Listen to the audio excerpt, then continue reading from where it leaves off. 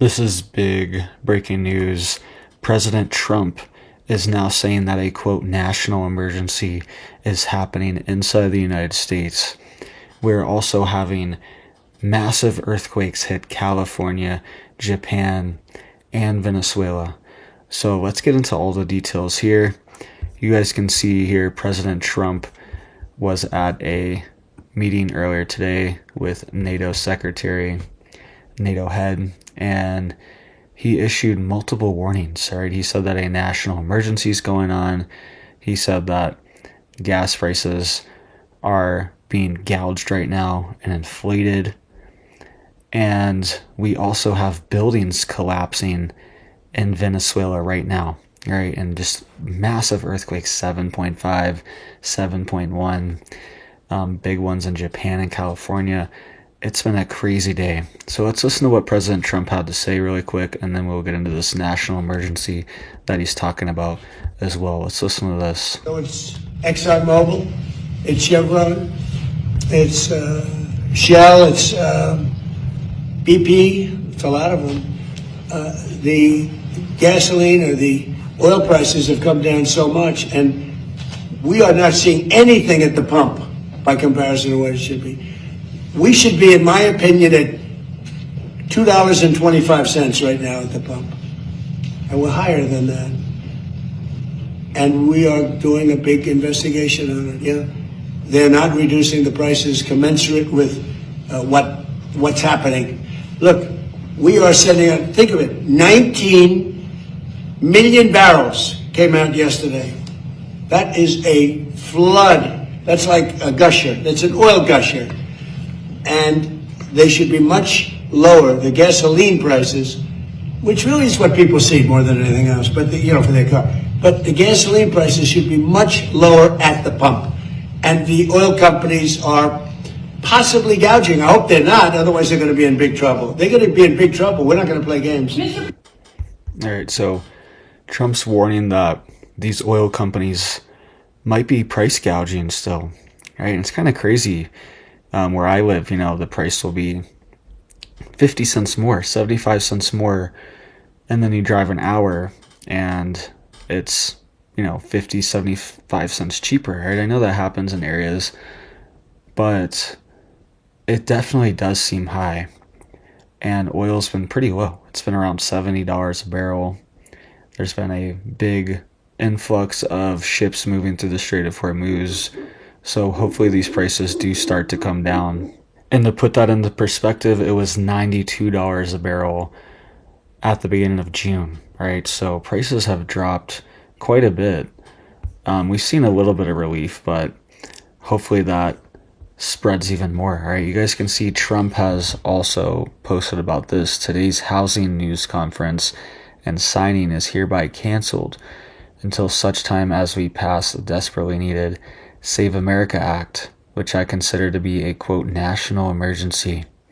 Thank you for your attention to this matter, President Donald J. Trump. So this is what he's saying is a national emergency, is the Save America Act. So this housing act was passed. This is the largest housing reform in decades, and it actually has a massive majority. I think 85 people voted yes in the Senate. But President Trump is saying that he's going to delay signing that until the Save America Act is passed. And if you guys don't know what that is, it's essentially a federal requirement for voting to have an ID. Right? You have to have a valid passport, a driver's license, real ID, government issued ID, things like that. Emphasis on in-person voting, all right, and not as much on mail-in or online registration or mail-in voting. Also, voter roll maintenance to make sure that everyone on the voter rolls are citizens and they're even still alive, right? Using DHS and Social Security databases. So that's kind of what the SAVE Act is about, and also enforcing criminal penalties for elected officials who register someone without proper proof to vote, right, and of citizenship. So And it's saying private right of action allowing citizens to sue non-compliant officials as well. So that's what the SAVE Act is.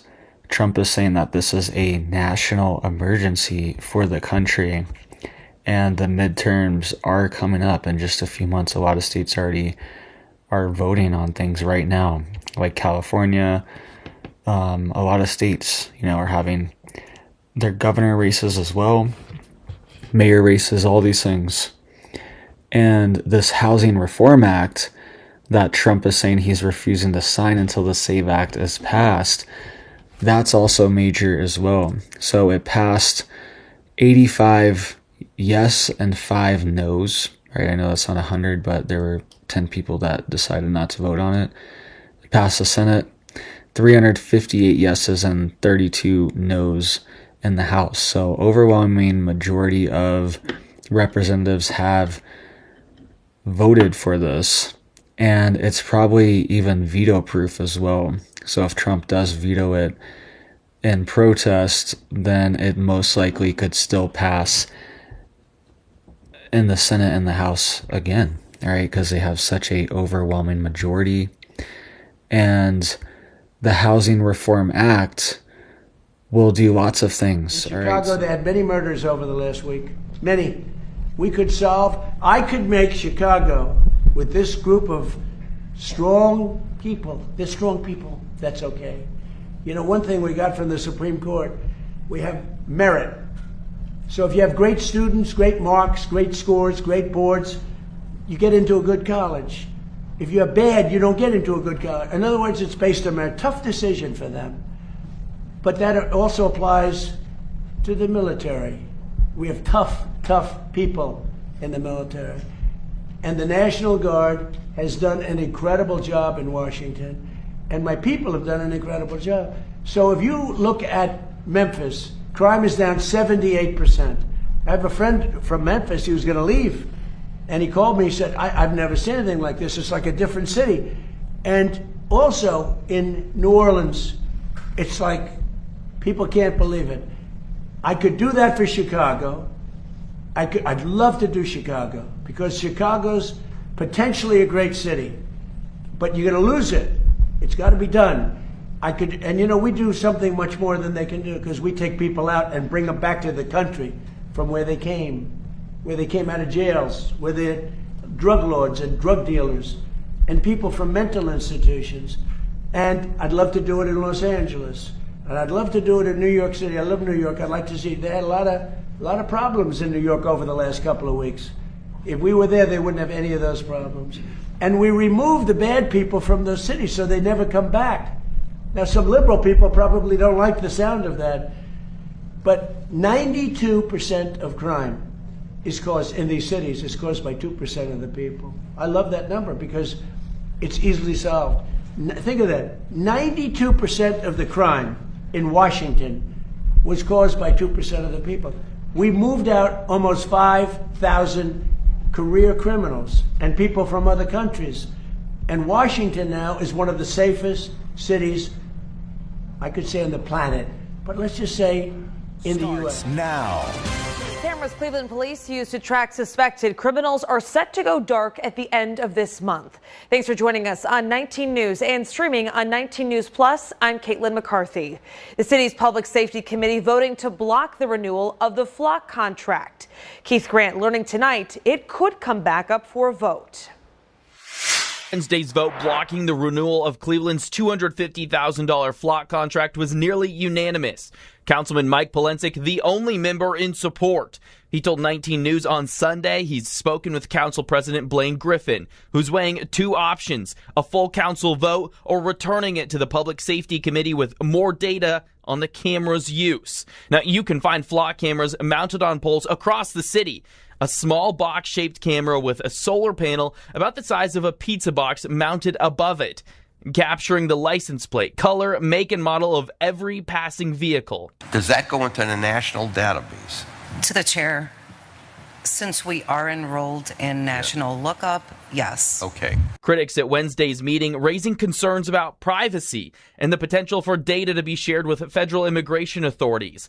Police say they use flock cameras thousands of times each month. We would lose one of the most valuable investigative tools we have right now. Police say Flock supports violent crime investigations, stolen vehicle recovery, missing persons cases, and leads in hit-skip crashes. But council members want proof it's working. If we are going to authorize cameras, then doggone it, they've got to work for us. Polensek pushing through an amendment requiring Flock's data stay exclusively with Cleveland. Flock Safety shall not sell, share, publish, or exchange any data. That amendment passing, and 1 minute later, the contract renewal failed anyway. Cleveland has 100 of these Flock cameras across the city that are set to go dark June 29th unless the city council president sets a special vote before that deadline. The American Secretary of State Marco Rubio is visiting the Gulf nations. The diplomatic mission comes after the US and Iran concluded the first round of negotiations in Switzerland. Rubio arrived in Kuwait after his visit to the United Arab Emirates, and he'll be headed to Bahrain next. The visit focuses his efforts on securing full and free safe transit through the Strait of Hormuz and the importance of peace and stability in the region. And upon arriving in Kuwait, Marco Rubio reiterated that Iran will not be allowed to extract tolls or fee from the Strait of Hormuz.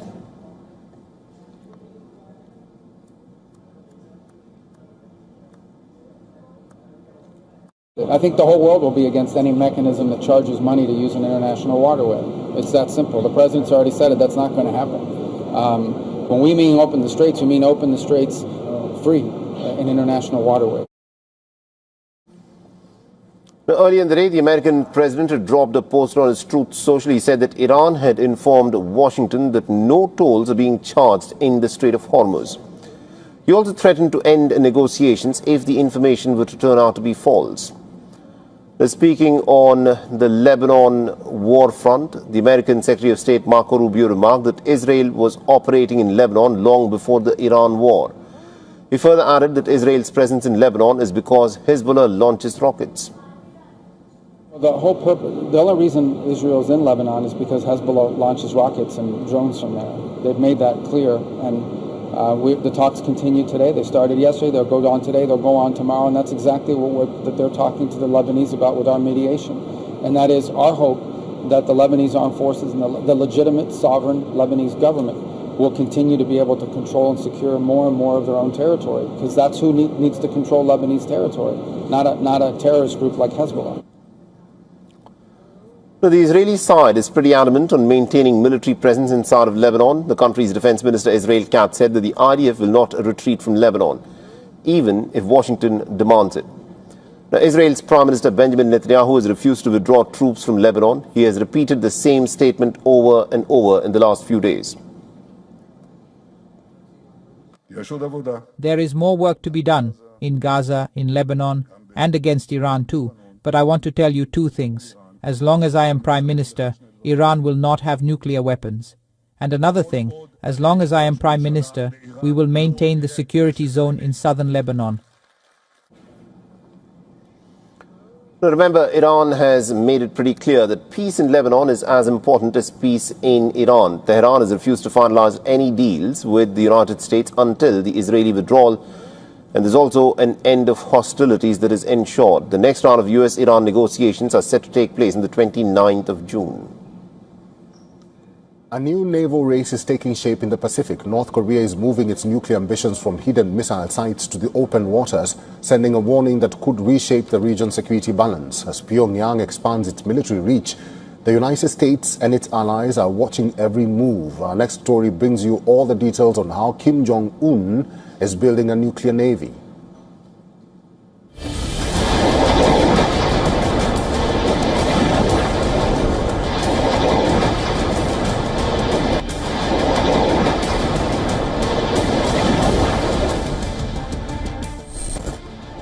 For decades, the flashpoint on the Korean peninsula remained locked to land-based missile silos and secret underground bunkers.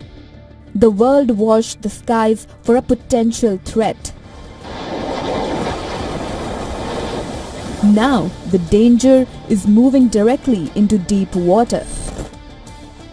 A chilling naval expansion is underway, threatening to upend the delicate balance of power across the Pacific.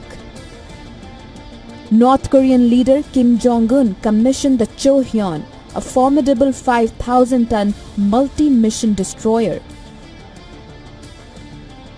Pyongyang says the warship is equipped with a range of systems, including anti-aircraft and anti-ship weapons, as well as nuclear-capable ballistic and cruise missiles. Kim Jong-un promises a larger naval force, signaling that Pyongyang wants nuclear deterrence not only on land but also at sea. The shift comes after years of North Korea expanding its missile program.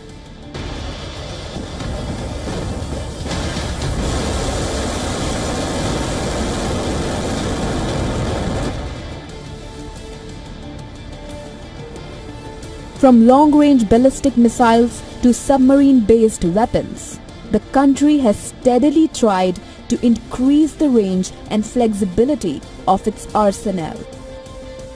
A nuclear-armed naval force could allow North Korea to operate beyond its coastline and create new challenges for countries across the Pacific.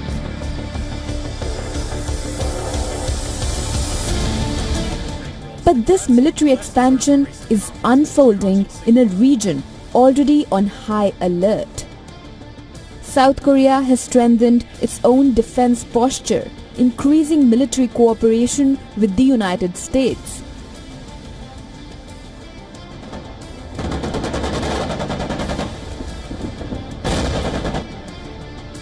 Seoul and Washington have expanded joint drills and strategic coordination, sending a message that any threat from Pyongyang will face a combined response. The rivalry has deep roots. Since the Korean War, the Korean Peninsula has remained one of the world's most heavily militarized zones.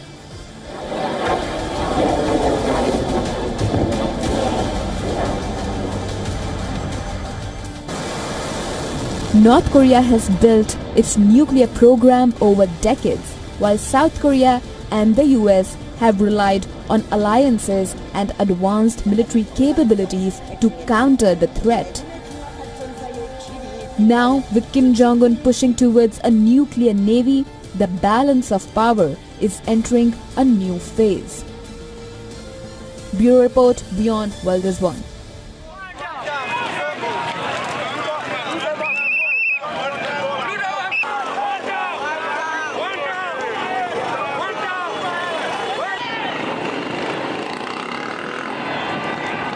Are we doing the right thing? Are we not? And I can tell you without fear of any contradiction, and I can look at everybody in the eye, Kenyan, including yourself, and tell you we are doing the right thing.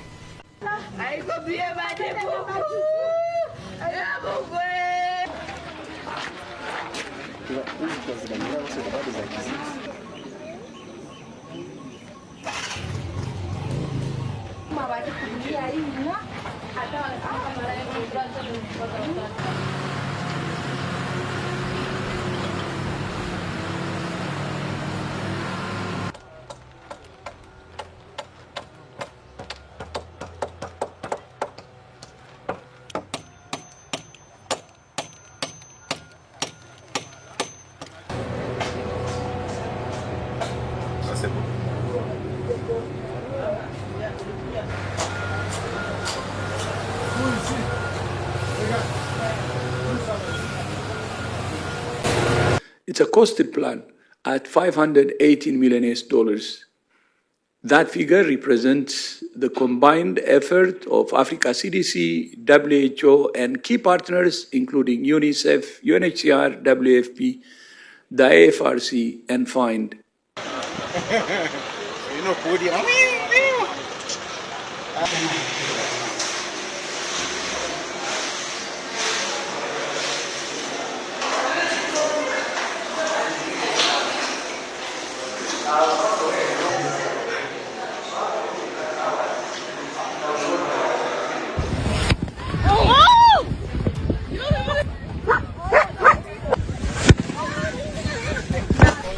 No mames.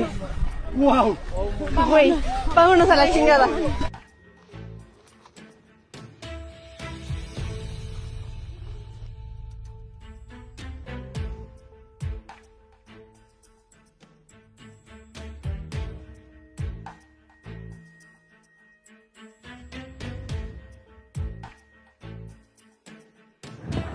Oh, we've killed them.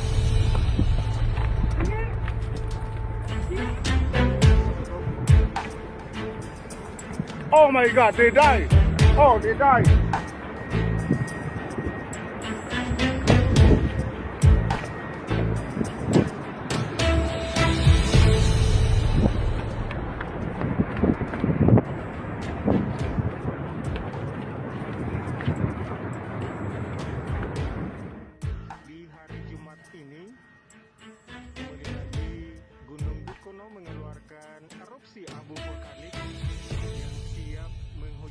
Kota Tobelo dan sekitarnya. Abunya entah dia menutupi Kota Tobelo, entah dia ke utara, ke selatan, atau ke barat, ya. Yang jelas, diharapkan semua masyarakat Kota Tobelo untuk selalu antisipasi dengan memakai masker ketika abu vulkanik turun, ya.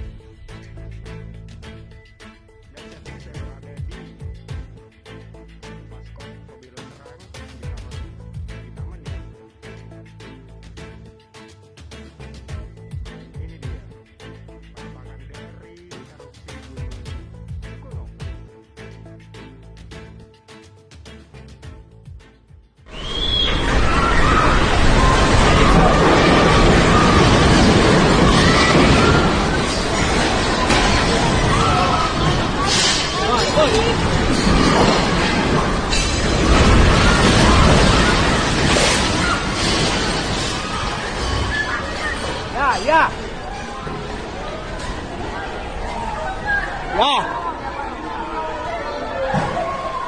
Ya, por afuera que tenemos. No salgan allá. Hermano, no, fuera más peligroso, hermano. Por allá. Señores, al puerta 4. Por allá.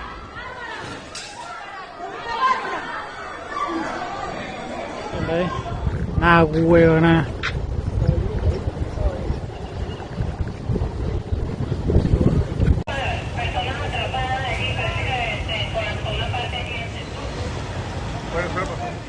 I'm reporting here from my apartment in Caracas, Venezuela, where an earthquake just shook the entire building minutes ago.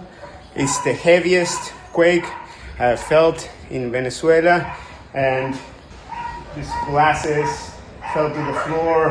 As you can see behind me, neighbors are coming down to the streets, and it's still unclear the intensity of the quake, where we are continuing to report as these unravel. All right, if you're like us, you might have gotten this USGS shake alert sent to your phone that an earthquake has been detected nearby. We're learning new information by the minute here.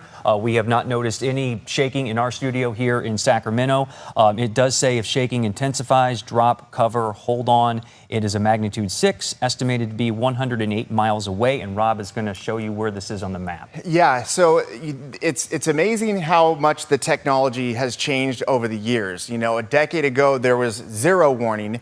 Now it's detected and automatically sent to your phone, which is geolocated. So if you're close enough where it could be felt and you could be affected by it, it automatically will show up if you signed up for those kinds of alerts. There's also an app called the Shake Alert app, which will also give you notification. But this is so fresh that immediately after it came on our phones, and it's usually about 10 to 15 seconds of warning, kind of depending on how close you are to the epicenter of the earthquake. So it gives you some time, but not a lot of time. So that has already passed. Then we're waiting for all of the data to come in. So the next place that you look is the USGS website. That's where they list all the earthquakes detected all over the world. And this one is coming in at a 5.6 on their map on their website. There's another option there if you go to that website. If you felt it, if you felt things shaking where you live, or if you see water sloshing around in your pool, or usually chandeliers or lights are the things that tend to start moving for an unexplained reason, it could be related to this 5.6 magnitude earthquake, and there it is. It's just now showing up in our data. This is, I would say, between Willits and Ukiah in that central valley of Highway 101, as you can see, close to Fort Bragg. So it is quite a bit of a distance away from places like Sacramento and the Bay Area, but I'm sure that people have felt it and have detected things. So this is very early in the process. We have no reports of damage or injuries or anything like that. But of course, the closer you get to that epicenter, I'm sure that we'll see images fairly soon of what's happened in that local area. So as of right now, 5.6. Quite often these are adjusted with more data coming in, but this is what we have at the moment. The initial quake and the shock has moved out. So we'll have to see if that's the initial earthquake or if there's something more to be seen with this or some aftershocks as well. Okay, we're going to pull up the USGS website so you can see exactly what's going on. So again, these are our maps are directly related. We get the same exact data from the USGS. So as you can see there on the list on the left, that's the list of the current earthquakes. There's a spot in this area called the Geysers, which is a very active area with earthquakes. There's a number of earthquakes almost daily that are 2.5 or less. So this certainly rises to the level where it's going to be felt in a much larger area. But this is a well-known active area in Northern California. 7.1 magnitude earthquake rocking Venezuela, and separate quakes reported in California and Japan. I want to show you some of the video. We are just now getting into it.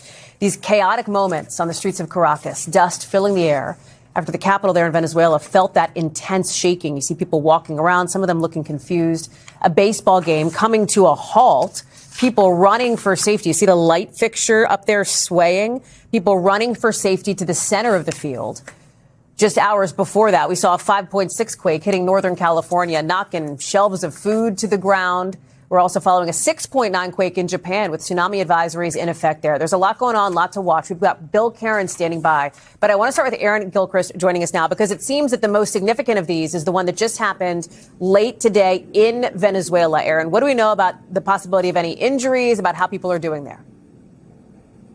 Yeah, less than an hour ago this happened, Hallie, and at this point there aren't any reports about any serious injuries or any major damage having happened here, but obviously a 7.1 magnitude earthquake is a major earthquake, and this was one that happened a little after 6 o'clock Eastern time, apparently in the northwestern part of Venezuela, so putting it very much near the coast of Venezuela, the Caribbean coast of Venezuela. There are reports that there could have been some of the shaking felt in parts of Colombia, and as you've been saying, this video that we're seeing now out of the Caracas area, which is more than 100 miles away from where we believe the epicenter of this earthquake was, and still we see the shaking. You see people who felt that shaking running into the streets, getting reports about buildings with cracks potentially in some of these buildings. We've been hearing reports about bottles being knocked off of shelves in stores in this area, and obviously people very much concerned about their safety, running into the streets, trying to get to safe spaces,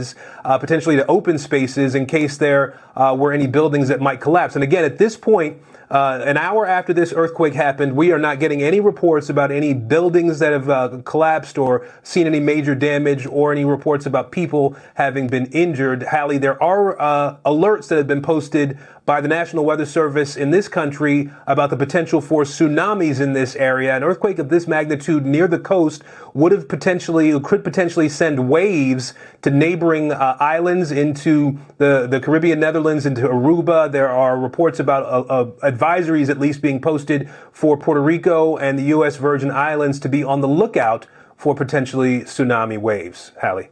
Aaron Gilchrist, we'll look to see if we get more video coming into us too. I know our teams are on top of that. Aaron, thanks.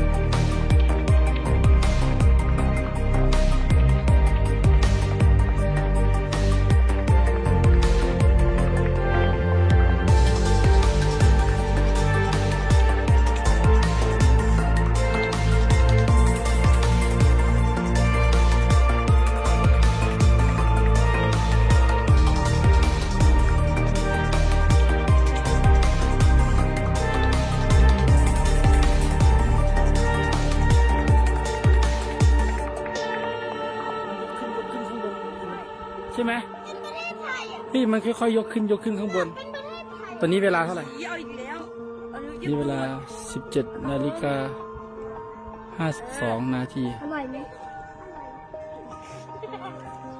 นี่ครับสวยมาก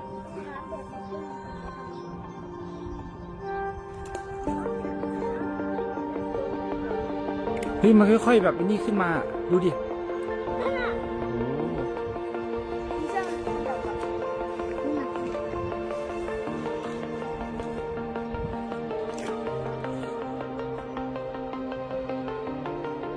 ถึงฝั่งมันเป็นลายเส้นไปถึงฝั่งนู้นเลยนะ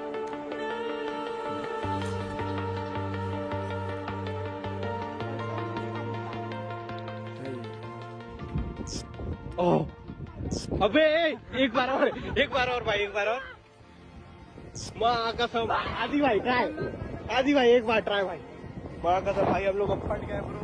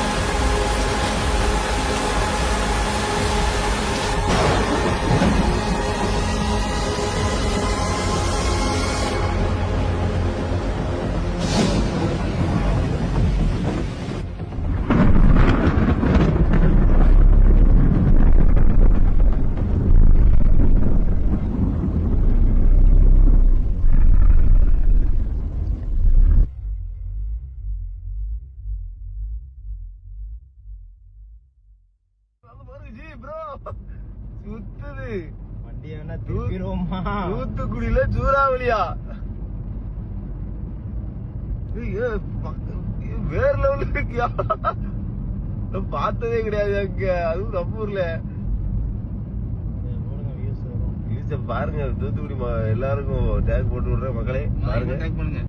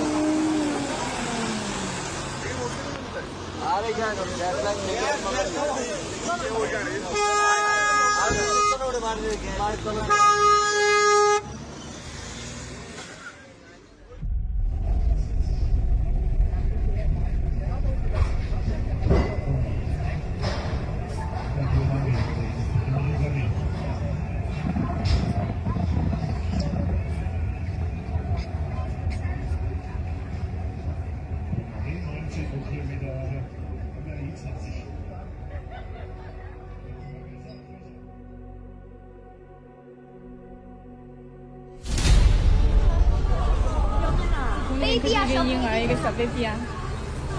你看一下，啊，这水都已经漫过肩膀了。你看，我靠，这么傻！这是我们龙岗街，重庆路。天哪，水还在倒灌呢。都是小朋友啊，你看到没？学校的小朋友。